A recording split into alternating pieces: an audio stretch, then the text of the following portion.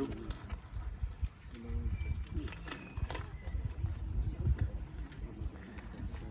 Dear survivors, families, Dr. Quattenberg, Mayor of Ebensee, ladies and gentlemen. My name is Amos Jeger. I live in Israel.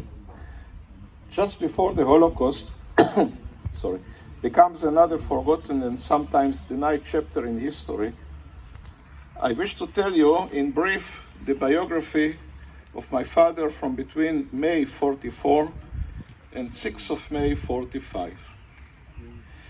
10 years prior of my birth, and 77 years ago, my father Joseph Jeger was liberated here in Ebensee by the American Army. He was almost 16 years old upon liberation, hospitalized in the camp so-called hospital, suffering from exhaustion and starvation. The next day, he was examined by an American Army doctor who wrote in amazement, height 1 meter and 80 centimeters and weight just 29 kilo. But he was still alive. His brother Zoltan Jeger, my uncle, whom I never knew, was with him in the camp hospital. He died one day before the American soldiers arrived here. Zoltan was 20 years old and probably is buried here behind where I stand now. For many years, my father refused to talk about his life during the Holocaust, and just a few years before his death in 1992, he opened up a little and told me some of his doings in those dark days. In May 1944, a month before his 15th birthday, he was taken together with his family, his parents Jacob and Ida, two older sisters Elizabeth and Lily, and brother Zoltan, with the most of Hungarian Jews, to Auschwitz. Dr. Mengele was waiting on the train platform and with no hesitation sentenced my father's parents, my grandfather and grandmother to death. They were in their early 50s when sent to gas chambers.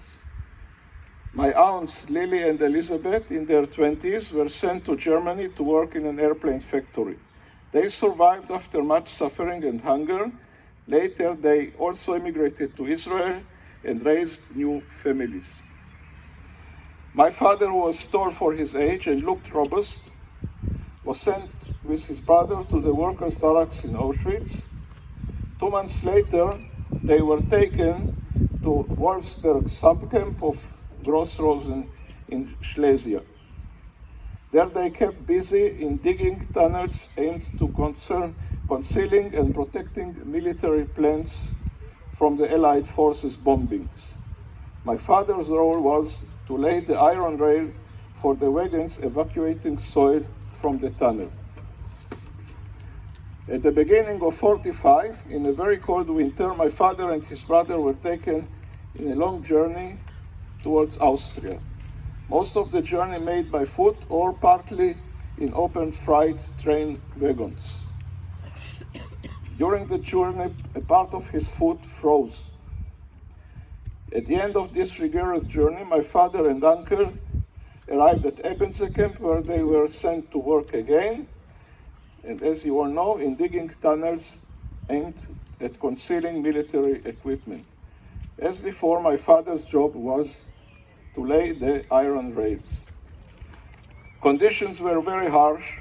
Being Jewish, his condition was even harsher than the rest of the prisoners. My father and uncle's physical condition deteriorated, and they were able to work no more. They were taken to the camp's hospital, where they had one bed for both of them. My uncle's condition was worse, laid on the bed, and my father under the bed. A moving story my father told me about the last days in the camp was how the Czech prisoners saved the Jewish prisoners from the Germans' plot to lead them into the tunnel and blow up its entrance. The Czech prisoners heard about it and warned the Jews who refused to go to the tunnels the next day, thus saving their life. My uncle died of exhaustion May 5th, 1945. His remains are buried here under this soil. Had the Americans arrived one day later, my father would probably have been buried here along with his brother, and I wouldn't be standing here to tell his story. My father was treated by the American doctors after the liberation. When he regained some of his strength, he headed home. He was 16. He graduated from high school and became student of Academy of Music, where he studied piano and where he also met my mother. I asked him once, "How come you survived while so many people died around you?" His answer was very, very simple. Two factors influence survival: luck and energy balance. Every day you were not shot or got ill was a lucky day. And what do you mean by energy balance, I asked? If the work you did consumed less energy than the calories in the food you ate, you survived. As a matter of fact, the balance was very negative, reducing his weight to 29 kilograms, thus he survived on luck alone. In spite of what he went through, my father didn't hate the German people. This is a new generation, he used to say, and they are not to blame for their father's actions. But the Jews should see to it that there will never be another Holocaust, for there is still much anti-Semitism in the world. He raised me to accept any person, regardless of origin and religion. I'm grateful to my father and mother that brought me as a small child to the state of Israel, thus enabling me to grow up in a free, democratic, and independent country, a country that is the old homeland of the Jewish people and theirs only. On one hand, it's a homeland to every Jew in the world, and on the other hand, gives freedom to minorities who are living there. A country evolving to be strong, modern, and developed. Israel is a lonely small island of democracy, freedom for all of its citizens, economic prosperity, high level of science, art, and culture, and the most important, always seeking for peace. But unfortunately, that island is surrounded by an ocean of neighbors that some of them still want to destroy Israel and to exterminate all the Jews who live there. The state that declares to the whole world its intention to destroy the state of Israel and all its Jewish inhabitants is Iran.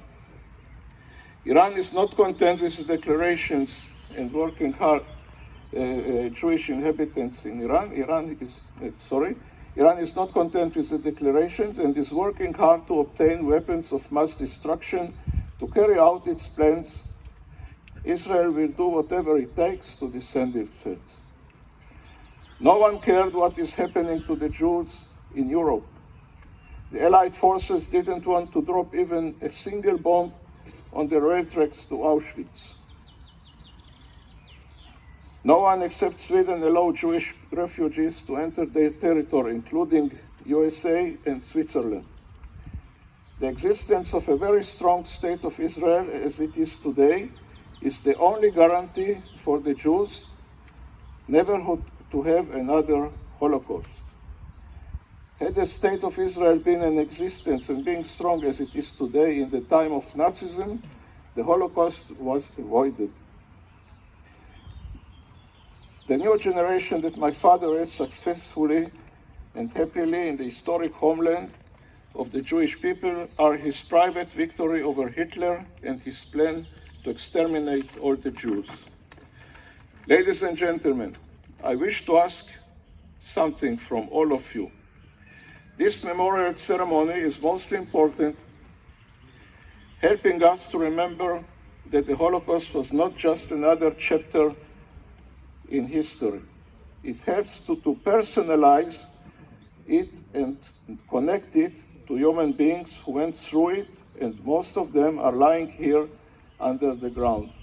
So please encourage the second, third, and younger generations of the survivors to keep on coming here year after year. Never again. Thank you very much.